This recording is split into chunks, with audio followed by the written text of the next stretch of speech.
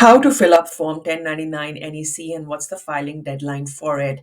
If you had a bunch of independent contractors work for you and you paid them more than $600, you are required to use this form for your business.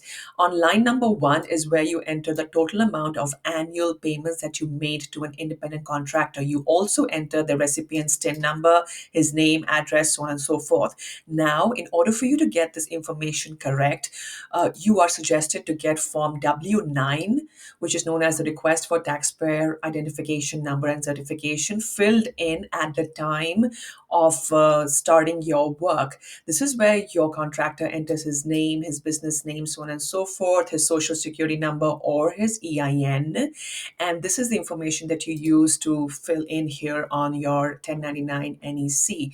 Now, remember that any payment that you made to your contractor can be taken as a deduction on your Schedule C on line number one that says contract labor. This is where you go ahead and take that deduction as a business expense.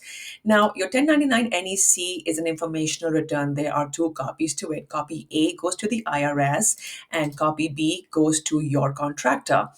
Now, copy A that is attached to another form known as 1096. It is known as the annual summary and transmittal of information returns. This is where you enter your name, your address, and your details, your employer identification number, or your social security number, and not both. You also go ahead and issue the total number of forms that you issue to all your contractors and the total of all the payments that you made to your contractors for the whole year in line number five.